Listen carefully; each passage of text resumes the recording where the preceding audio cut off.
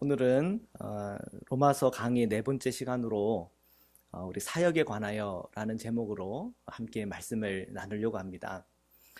보통 사역이라고 하면 미니스트리를 얘기하는데 사역, 이 한자어로 그냥 그대로 그냥 직역을 하면 사람을 부리는 일입니다. 사람을 부리는 일. 그래서 사역한다, 목회자가 사역을 한다, 또는 어떤 평신도 사역자가 사역을 한다, 아니면 장로님들끼리 사역을 한다라고 할 때 사람을 부리는 일인가? 그래서 사람을 잘 부려야 이렇게 사역이 잘 되는 건가? 그런데 사실은 오해한 거죠. 이것은 세상식의 어떤 사역이라고 할 때는 그렇게 의미로 생각할 수 있겠지만 이 사역이라고 할 때 이 두 번째 뜻이 있는데 시킴을 받아서 어떤 일을 하는 겁니다. 시킴을 받아서 누군가 뭔가를 시킴을 받아서 일을 할 때 그것을 사역이라 한다. 그러니까 누구를 부리는 것도 사역이라고 할 수 있지만 시킴을 받아서 그 사역을 한다. 근데 우리가 기독교적인 사역이라고 할 때에 그 의미는 앞에 걸까요? 뒤에 걸까요? 뒤에 거라는. 시킴을 받아서 그 일을 하는 겁니다. 그러니까 종인 거죠. 그렇죠? 서번트고 서비스를 하는 거죠. 봉사를 하는 거죠. 그 누가 시키나요? 목사가 시키나요? 하나님께서 시킨다고 하는, 성령께서 우리를 그렇게 시킨다고 하는 예수 그리스도, 내 안에 계신 예수 그리스도께서 시킨다 하는 그 믿음을 가지고 하는 것이 그것을 사역이라고 그럽니다. 오늘 로마서 1장 8절에서 15절의 말씀을 이렇게 묵상하는 중에 주님께서 이 사역에 관해서 말씀하시는 바가 있다는 그런 마음을 받았습니다. 우리가 성경을 읽는데 여러 가지 어떤 그 방법이 있습니다. 로마서를 읽어 나갈 때 그 편지를 받는 자의 입장에서 로마서를 읽어 나갈 수가 있을 거예요. 우리가 보통 편지를 받으면 우리는 그 편지를 받아서 읽기 때문에 그냥 그저 우리는 받는 자의 입장에서 그 편지를 읽죠. 근데 두 번째 읽기 방법이 있는데 편지를 보낸 사람의 그 마음을 헤아리면서 읽는 겁니다. 그래서 이 편지를 보냈을 때 그 사람의 마음은 어떤 마음일까? 그래서 예를 들면 연애 편지에 사랑해라고 할 때 들었을 때 그냥 기분이 좋다가 아니라 사랑해라고 말하는 그 사람의 그 마음은 어떨까? 진실할까? 아니면 그냥 건조할까? 아니면 아무런 생각 없이 그렇게 말을 했을까? 그냥 예의로 얘기했을까? 그죠? 그런 여러 가지 이런 어떤 그 생각을 가지면서 편지를 읽어 나가는 그런 방법이 있죠. 근데 우리가 기독교적인 우리 그리스도인들이 성경을 읽을 때 또 하나의 방법이 있는데 그것은 그 편지를 쓴 사람에게 성령께서 그에게 계시를 주시고 성령께서 마음을 주시고 주님의 그 은혜를 주시는데 그 주님의 마음은 어떤 것일까? 거기까지 가야 사실은 우리가 이 성경의 말씀을 굉장히 깊은 곳으로 들어가는 것입니다. 그래서 우리가 오늘 이 말씀을 읽으면서 받는 자의 입장에서 읽을 때는 발견하지 못하는 그것을 보낸 자의 입장에서 읽었을 때 보여지는 것이 있는데 그것은 바로 이 사역이라고 하는 부분입니다. 이것은 사도 바울이 체험하고 경험하고 그가 행했던 사역일 수도 있겠지만 사도 바울을 보내신 하나님의 사역일 수도 있다는 겁니다. 그래서 우리가 그런 관점을 가지고 오늘 이 말씀 속에서 이 사역에 관해서 하시는 주님의 마음을 함께 나누고 싶습니다. 11절의 말씀인데요. 우리 함께 읽겠습니다. 시작. 내가 너희 보기를 간절히 원하는 것은 어떤 신령한 은사를 너희에게 나누어 주어 너희를 견고하게 하려 함이니. 아멘. 사도 바울이 로마의 성도들을 보기를 참 바랬습니다. 어떻게 하든 로마에 가서 그 로마 교회 교우들을 만나고 그들과 함께 교제를 나누고 싶어 했는데 그 중에 한 가지 이유가 바로 이 11절에 있습니다. 11절에 보니까 신령한 은사를 너희에게 나누어 주어서 너희를 견고하게 하고 싶다는 거죠. 견고하게 한다. 이 견고하게 한다는 것은 뭔가 공동체가 흔들린다고 하는 의미가 있는 겁니다. 그죠? 뭔가 흔들리니까 견고하게 하려고 하는 건 아닙니까? 이것은 한 개인적인 흔들림일 수도 있겠지만 두세 사람이 모인 그 공동체의 흔들림일 수도 있습니다. 여러분 개인이 믿음에 있어서 흔들릴 때 언제 흔들립니까? 시험이 오거나 환란이 오거나 내 환경에서 어렵거나 할 때 흔들리죠. 여러분의 가정이라고 하는 그 공동체는 언제 흔들립니까? 누군가가 배신을 땡겼을 때, 남편이 배신을 땡기든 자녀들이 배신을 땡겼을 때, 그 갈등을 해결하지 못할 때 흔들리는 걸 경험하죠. 그죠? 말 때문에 흔들릴 수도 있고, 어떤 환경 때문에 흔들릴 수도 있고, 여러 가지 이유 때문에 흔들릴 수가 있는 거죠. 우리 교회는 언제 흔들립니까? 목회자가 목회를 잘 못할 때, 목회자가 거짓말할 때, 그죠? 목회자가 돈을 횡령할 때, 설교를 못할 때, 옛날 설교를 하면 막 성도들이 막 졸고, 목사님 왜 이러십니까? 이렇게. 그러면 또 이제 성도님들이 흔들릴 때가 있죠. 예. 그러면 이 세상은 또 언제 흔들립니까? 예. 대통령을 잘못 뽑을 때 흔들리고, 예. 예. 그리고 국민들이 또 어떤 그 엉뚱한 어떤 그 일들이 전혀 우리가 예상치 못했던 그런 어떤 환란들이 닥칠 때도 흔들리고요. 뭐 지금처럼 뭐 신종 코로나 바이러스가 창궐 할 때, 그럴 때도 뭐 어떤 염려와 걱정과 근심 속에 흔들릴 수가 있는 거죠. 여러 가지 다양한 가운데 우리는 다 흔들릴 수가 있습니다.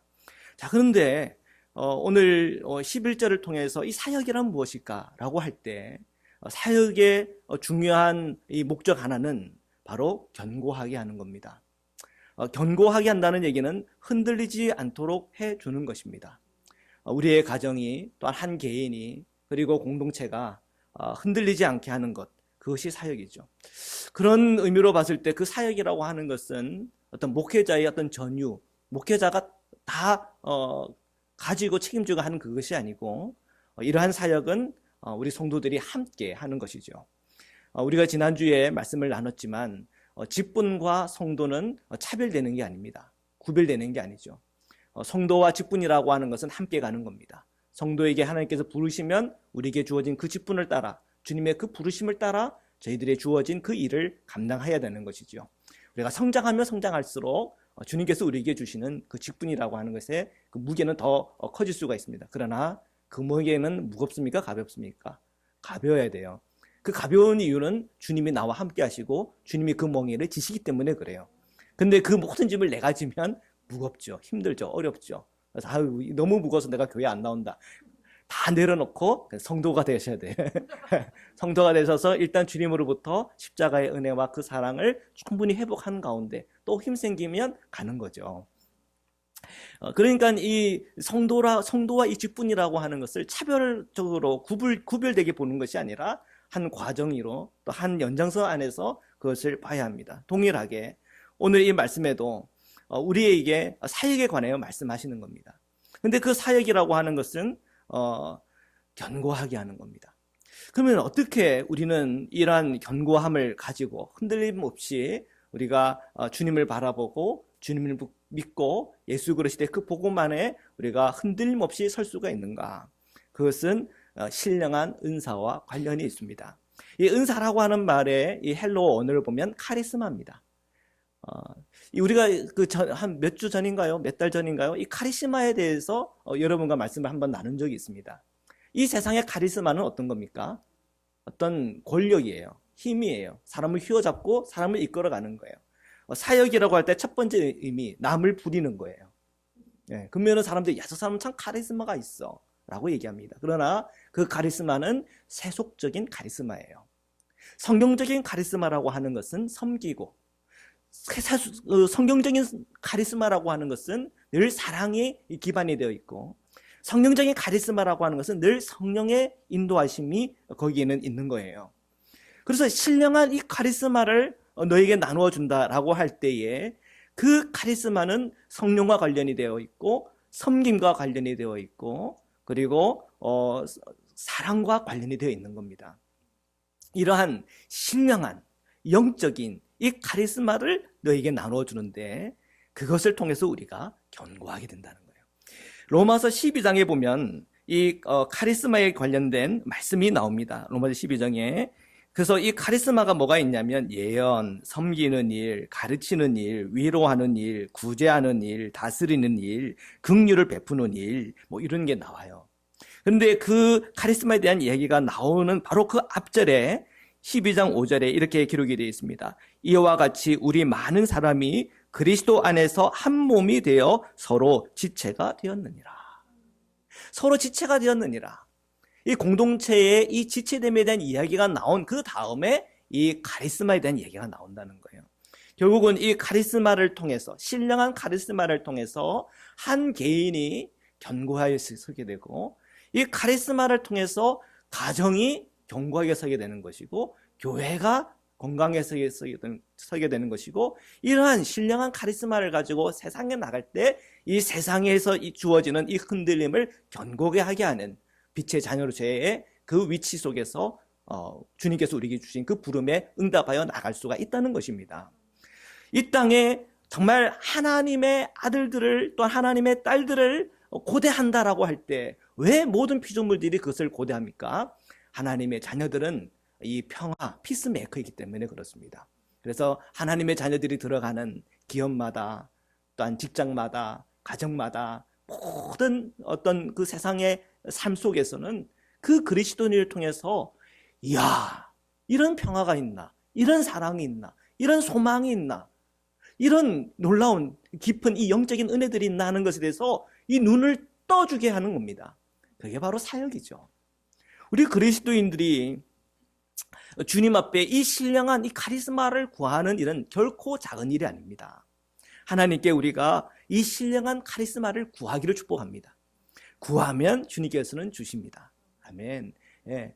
우리가 구하면 하나님께서 우리에게 뭐 전가를 주고 뱀을 주겠습니까? 좋은 것을 주시죠. 그 좋은 게 뭡니까? 성령을 너에게 주시겠다고 약속하셨죠.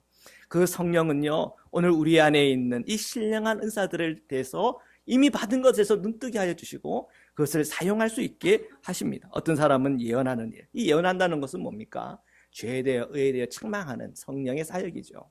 이 예언한다는 것은 우리가 어떠한 전망을 보고 또한 어떤 통찰을 볼 수 있는 그런 믿음의 눈을 열어주는 것입니다.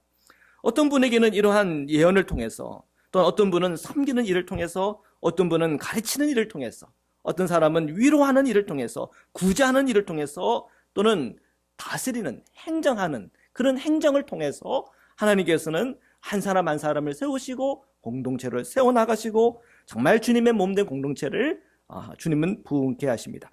자, 이러한 사역의 부르심은 목회자만 그 부르심에 응답하는 것이 아니고 우리 성도들 안에 주님께서 그것을 나에게 부르실 때 아멘 하고 응답하여 나아가는 것입니다. 주님 앞에서 우리가 그것을 믿고 나갈 때마다 주님은 우리에게 많은 내 안에 있는 이 놀라운 이 신령한 카리스마에 대해서 보여주세요.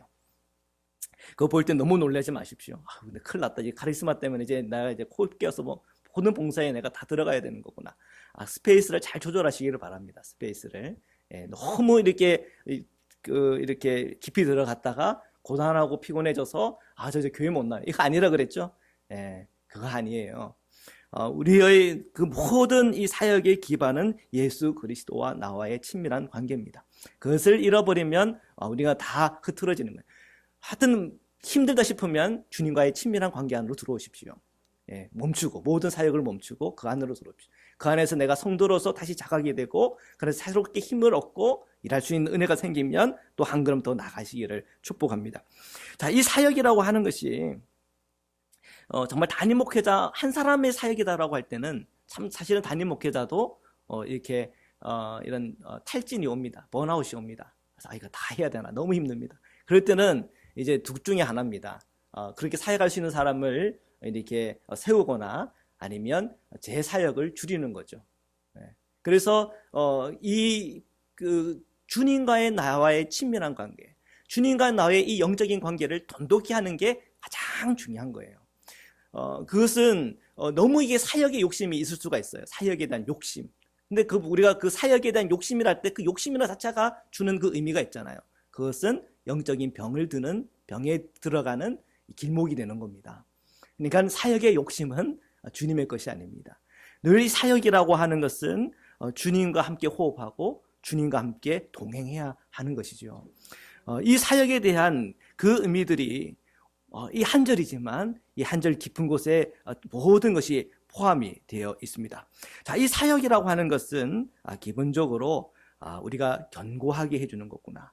그 견고하게 할 때 무엇으로 우리는 견고해지는가?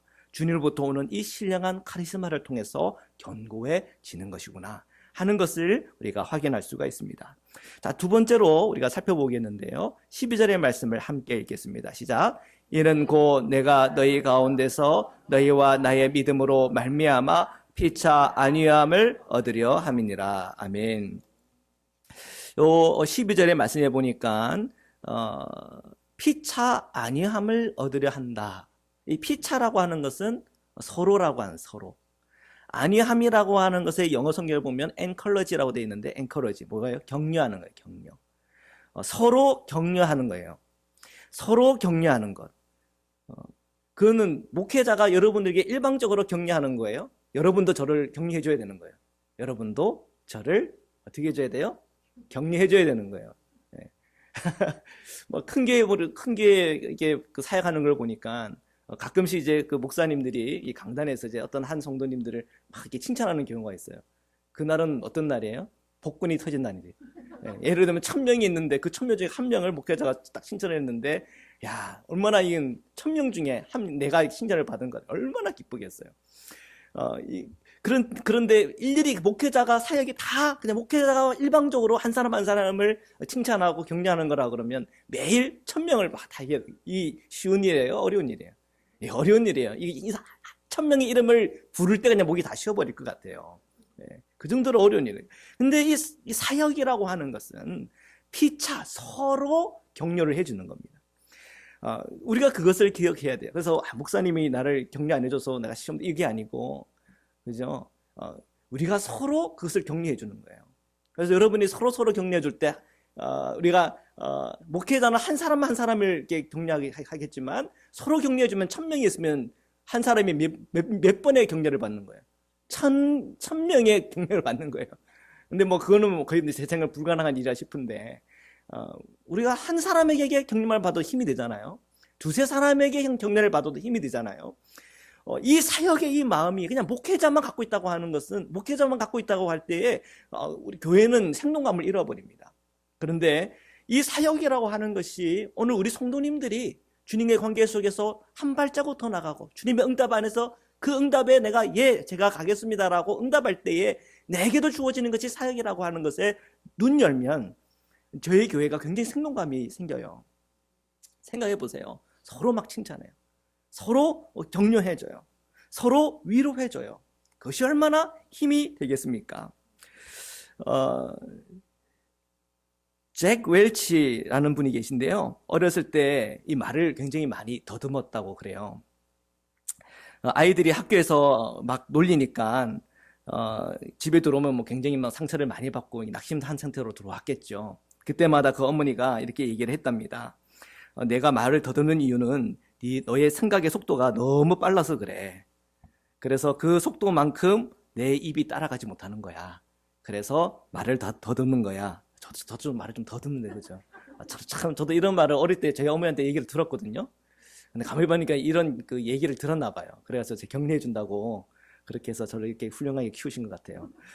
재결치도 그랬대요. 재결치도. 그래서 그 어머니가 그렇게 얘기를 했는데 거기에 많은 격려가 되었나 봅니다. 그리고 뭐 여러분 아시다시피 이 토마스 에디슨이 1869년에 세운 회사 제너럴 일렉트로닉 그 회장이 되었죠. 그런 격려라고 하는 것이 결코 자그마한 일이 아닌 것 같아요. 1968년에 로버트 로젠탈이라고 하는 선생님이 연구자죠, 교육학자죠. 샌프란시스코에 있는 초등학교에서 실험을 했답니다. 어떤 실험을 했냐면 학생들에게 문제지를 줬는데 그 문제지에 이렇게 주제를 썼습니다. 앞으로 성적이 오를 수 있는 학생을 산출하기 위한 조사. 그래서 그 조사를 하고 거기에 응답을 잘한 사람은 앞으로 성적이 오를 거라고 하는 그런 거를 이제 조사하는 그런 조사다고 학생들 어떻게 보면 속인 거죠. 그래서 학생들은 거기에 대해서 이제 문제를 풀고 그 응답지, 그 시험지를 다 제출을 했습니다. 그리고 이 실험자는 이 시험지를 가지고 이 시험지의 점수와는 상관이 없이 그냥 무작위로 학생들 20%를 그러니까 뭐 10명 중에 2명 정도를 그냥 이렇게 뽑은 거예요. 그리고 이 아이들을 좀 속인 거죠. 이 아이들은 지적인 능력이 뛰어나고 또 학업 성취 능력이 높다. 그리고 그 담임 선생님한테도 얘기해서 그 아이들을 계속 격려해주고 관찰하고 이렇게 지켜봤다는 거예요. 그리고 8개월이 지났는데 어떻게 됐을까요? 진짜로 그 20% 아이들이 성적이 막 오르더라는 거예요. 야, 신기하죠? 자, 이런 거를 소위 피그말리온 효과라고 하잖아요. 피그말리온 효과. 자, 그런데 이것이 이 성경에 사실은 다 있는 거구나 하는 걸 발견했어요. 오늘 말씀해 보니까 피차 격려하려 한다. 피차 격려하는 게 사역인 거예요. 피그말리온 효과를 발견하기 전에 이미 우리 그리스도인들은 너와 나의 믿음으로 말미암아 서로 격려를 했다는 거예요. 그것이 뭐예요? 사역이에요. 사역이라고 하는 것은 서로 격려할 수 있는 분위기를 만들어주는 거예요. 그것은 목회자 한 사람만의 일이 아니라 저와 여러분이 함께 그것을 해야 하는 일입니다. 여러분은 하루에 우리가 일주일에 한 번씩 이렇게 교회에 나올 때 몇 번의 이 격려를 받고 있고 몇 번의 위로를 받고 있고 몇 번의 힘을 얻고 돌아가십니까? 자, 옆에서 한번 서로 격려 한번 해줍시다. 어떻게 뭐라고 격려해 주면 좋겠어요? 잘 될 거야. 예, 잘 될 거야. 한번 얘기해서 잘 될 거야 한번 해주십시오. 잘 될 거야. 잘 될 거야. 잘 될 거야. 예. 또 한번 얘기해 줍시다. 잘 풀릴 거야. 예, 잘 풀릴 거야. 잘 풀릴 거야. 네. 다 치유받았어. 다 치유받았어. 예. 다 치유받았어. 예. 이게 믿음으로 우리가 선포하는 거예요. 지금 이 피차 아니하는 것은 서로 격려하는 것에 있어서 가장 베이직은 뭐냐면 너희들과 나의 믿음이에요. 이것은 이 믿음이라고 하는 것은 굉장히 중요한 겁니다. 옆에 사람을 봤는데 아무리 생각해도 풀리지가 않을 것 같아. 그래서 그 사람들이 얘기해요. 풀리지 않을 것 같다. 그거는 누구의 믿음이에요? 자기 믿음이에요. 네, 그건 자기 믿음이 자기 생각이지. 주님은 주님의 예수의 믿음은 예수 그리스도의 믿음은 잘 풀릴 거다. 그거예요. 그러니까 여러분 내 믿음으로는 서로 격려를 못 해줘요. 사람 딱 봤는데 이 사람은 진짜 하나님한테 한번 당해야 될 사람 같아. 그 누구 생각이에요? 자기 생각이에요. 네. 하나님의 생각은 잘 되기를 원하는 거예요. 우리가 예수님의 그 십자가를 우리가 생각해 보면 그 십자가 앞에서 그 은혜는 누구를 위한 은혜인 거예요? 저희들을 위한 은혜 아닙니까? 하나님의 그 놀라운 사랑은 누구를 위한 사랑이에요? 나를 위한 사랑 아닙니까? 하나님은요, 저와 여러분이 잘 되기를 원하세요. 예, 그건 너무 분명한 사실이에요. 그러니까 내 믿음 가지고 내 생각 가지고 그렇게 가면 격려가 참 어려워요. 그러면 보면 내가 보기에 나에게 잘해주고 나에게 기분 좋게 해주는 사람은 그냥 격려가 그냥 자동스럽게 나가고 나를 기분 나쁘게 하고 나를 힘들게 하는 사람에게는 격려가 안 되는. 그러니까 교회 안에서 싸움 나지. 그리고 서로 질투하죠. 누구는 한 3개, 4개 격려해 주는데 나는 하나도 안 해주고 눈길도 하나 안 주고 악수 한 번 안 하고 그냥 나를 쌩까고 이렇게 되면은 이게 계속 교회를 오면 올수록 우리 마음에는 뭐가 생겨요? 상처가 생기고 아픔이 생기는 거예요. 그러니까 교회가 안 돼요. 교회가 되려면 어떻게 해야 됩니까? 서로 격려해 줘야 돼요. 누구의 믿음으로? 주님의 믿음으로, 예수 그리스도의 믿음으로, 주님을 믿는 그 진실한 믿음으로 하는 거예요. 여기 너희와 나의 믿음이라 해서 그 사람의 믿음이라고 보면 안 돼. 이 믿음 자체는 주님을 믿는 믿음이요, 예수 그리스도의 믿음이요, 진실한 믿음입니다.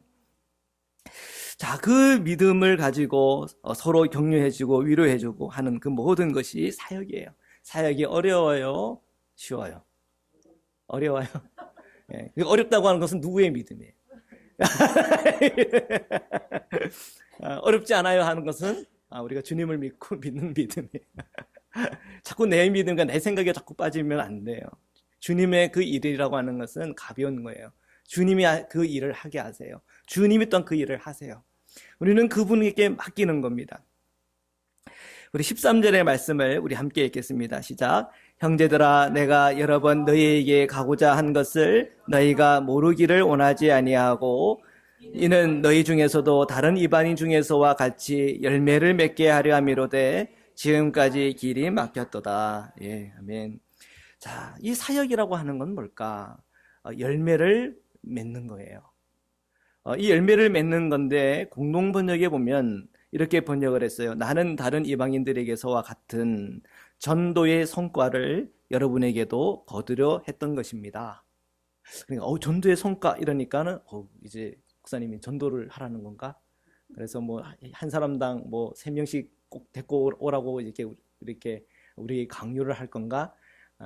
근데 이 전도의 성과라고 하는 것은 물론 이 양적인 의미도 있겠죠.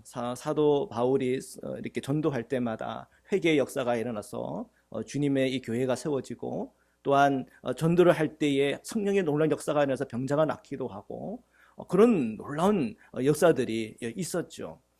그러나 이 전도에 있어서 가장 핵심적인 일은 한 영혼이 예수 그리스도를 만나 변화되는 일입니다. 이게 사실은 전도의 성과예요. 이 전도의 성과, 진실한 믿음을 생겨서 그 진실한 믿음으로 주님 앞에 나오는 일이 이 전도의 성과라고 하면, 먼저는 그 성과가 누구에게 먼저 나타나야 됩니까?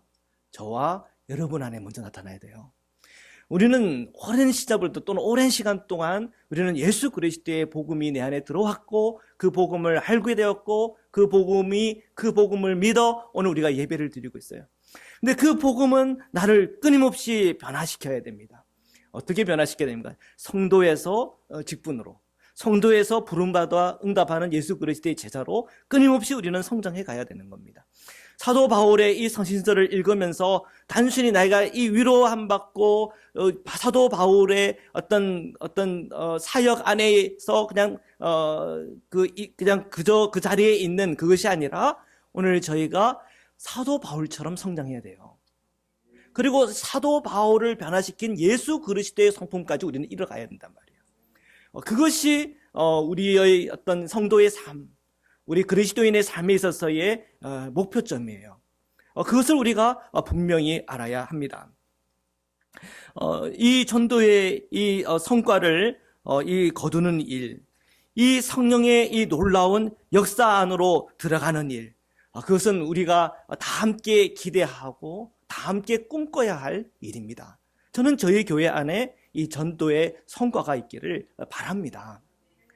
물론 이것은 저에게서의 중요한 사역도 되겠지만 저와 여러분의 사역이 함께 되어야 되는 것입니다.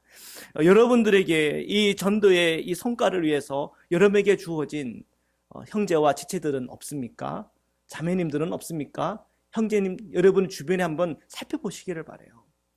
그분들 안에 정말 주님께서, 성령께서 여러분에게 그 마음을 주시고 부름을 줄 때 그들을 견고하게 하고, 또한 그들을 위로하고, 또한 그들에게 주님의 그 복음을 나눌 때 그 역사 안에 이 전도의 성과로 열매를 맺을 수 있도록 주님은 우리에게 허락하실 거예요. 그냥 다짜고짜 그냥 예수 믿으세요. 요즘은 그 예수 믿어서 이렇게, 옛날에는 불신지요 이거 통했던 때가 있었어요. 근데 요즘은 정말 잘 안 통해요. 그만큼 이 기독교의 신뢰도가 너무나 많이 떨어져 있어요. 자, 이런 상황과 형편 속에서 다시 이 복음의 성과가 일어나기 위해서는 이 사역의 이 본질 안으로 들어가야 돼요. 사도 바울의 오늘 이 말씀 속에서 나오는 그 메시지 속에서는 이 사역의 본질을 우리에게 얘기하고 있는 거예요. 사역의 본질은 뭐예요? 견고하게 하는 거예요. 견고하게. 두 번째는 뭐예요? 격려하는 거예요. 세 번째가 뭐예요?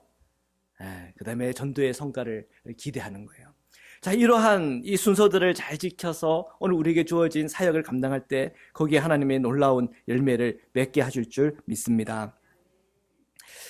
우리 8절에서 10절의 말씀을 우리 함께 읽겠습니다. 시작. 먼저 내가 예수 그리스도를 말미암아 너희 모든 사람에 관하여 내 하나님께 감사함은 너희의 믿음이 온 세상에 전파됨이로다.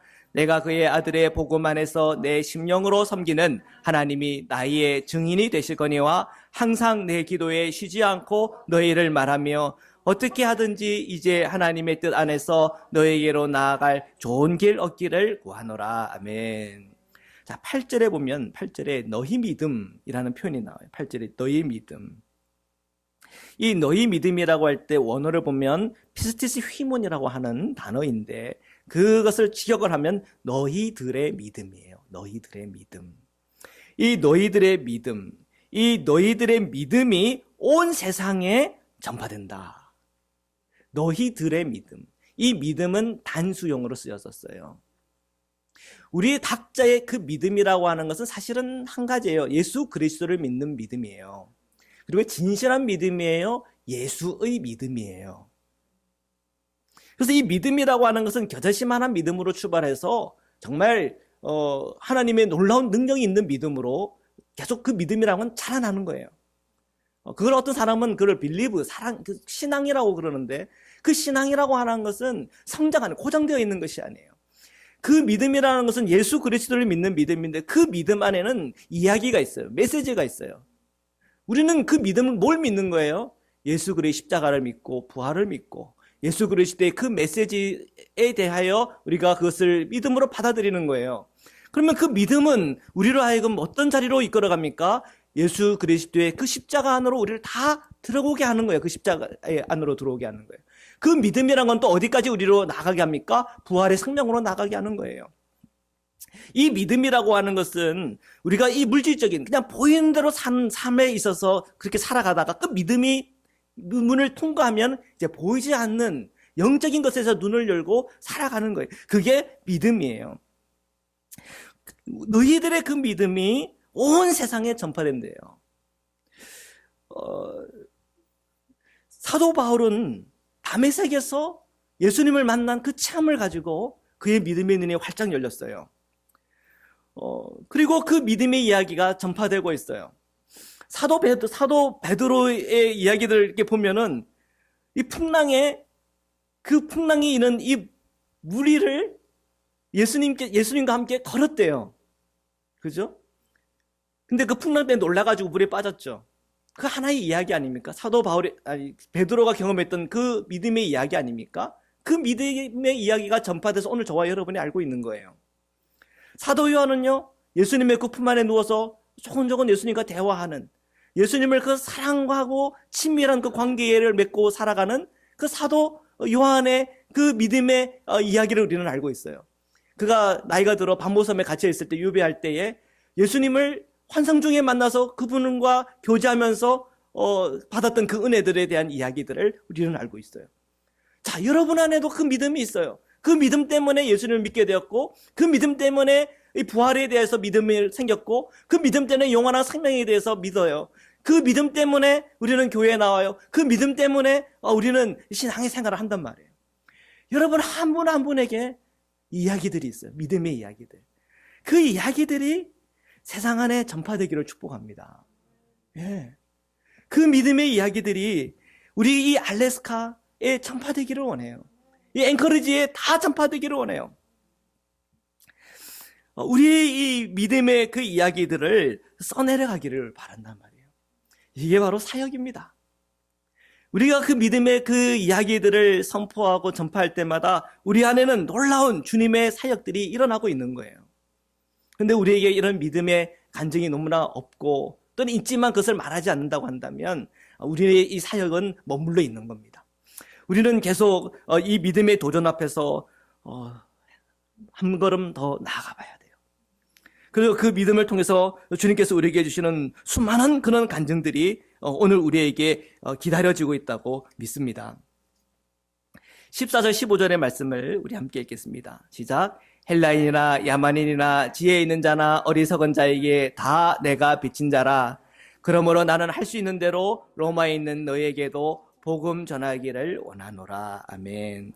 예, 오늘 이 말씀의 결론에는 결국은 복음입니다. 사도 바울이 이 로마의 그 성도들을 만나고 싶었던 그 이유는 이 복음을 전하기 원하는 거예요. 이 복음 안에는 놀라운 위로와 격려가 있습니다. 이 복음 안에는 우리로 견고하게 서게 할 수 있는 이 신령한 카리스마가 있는 거예요. 이 복음 안에는 오늘 우리의 전도의 이 전도의 열매를 맺을 수 있는 그 놀라운 핵심적인 은혜가 이 복음 안에는 있는 겁니다. 이 복음은 예수 그리스도의 십자가와 부활과 생명의 이야기예요. 오늘 우리에게는 이 복음이 이미 우리에게는 전해졌고 우리는 이 복음을 이제 누리기만 하면 되는 거예요. 이 복음 안에서 믿음을 사용하여서 한 걸음 한 걸음 주님의 부름심 앞에 응답하여 나가기만 하면 되는 거예요. 그게 하나님께서 우리에게 주시는 놀라운 그 이야기들을 저와 여러분에게 끊임없이 부어줄 줄 믿습니다. 오늘 저희들이 기도할 때 주님, 오늘 저희에게 이 복음의 능력이 임하게 하소서. 이 복음을 통해서 사역의 기쁨을 알게 하소서. 오늘 성만찬을 행할 때에 주님의 몸에 참여하고 주님의 그 피에 참여할 때에 주님과 나와 연합하여 주님께서 우리에게 주어진 그 사명과 사역을 감당할 때에 힘들고 어렵고 낙심하는 것이 아니라 정말 주님께 맡김으로 말미암아 내 몽에는 가볍다고 하는 그 일이 오늘 내 사역의 현장 속에서 체험되고 경험되도록 은혜 주시고 역사하소서. 오늘 우리 그 믿음의 고백을 가지고 우리 잠깐 기도하신 후에 우리 성만찬 받도록 하겠습니다. 기도드리시겠습니다. 사랑해 주님 감사합니다. 하나님의 그 사랑과 은혜에 감사와 찬양을 올려드립니다. 하나님, 오늘 저희들 한 사람 한 사람 성도로 불러주시고 또한 주님께서 우리에게 응답하셔서 우리에게 직분을 맡기시고 또한 우리에게 이 사역의 장을 열어주셨는데 우리가 이 사역을 바라보지 못하고 주님의 그 일을 앞에서 우리가 동참하지 못하고 그냥 머물러 있었던 우리의 연약함들이 있었음을 주님 앞에 고백합니다. 하나님, 주님께서 우리에게 불러주실 때 주님께서 우리에게 주신 이 신령한 이 카리스마를 사용할 수 있는 은혜를 허락하여 주셔서 우리의 모든 사역의 현장 속 우리 가정 안에서 우리 만나는 이들에게 위로하고 격려하며 사랑을 베푸며 도우며 구제하며 그들에게 주님의 그 복을 빌어주며 예수 그리스도의 복음을 전하며 그 복음 안으로 다 들어올 수 있도록 은혜 주시고 역사하여 주옵소서. 우리 주변에 있는 연약한 지체들을 세우게 하여 주옵소서. 교회를 나와서나 상처받은 이들에게 나아가 그들에게 복음을 전하게 하시고 주님의 위로를 전하게 하여 주옵소서. 불신 영혼들에게 주님 찾아가서 주셔서 그들의 마음의 문이 주님께로 열리게 하여 주옵소서. 눈에 보인 대로 살지 않게 하시고 눈에 보이는 것 이상 넘어 살아계신 하나님의 응답, 살아계신 하나님의 그 놀라운 은혜 속에 저희들을 초대하실 때 다 함께 들어가 주님의 놀라운 은혜들을 경험하며 나아갈 수 있도록 축복하여 주옵소서. 오늘 이 성만 예식 가운데 함께 하여 주시고 하나님의 그 사랑 가운데 함께 하여 주옵소서. 주님 감사합니다. 주님 찬양합니다.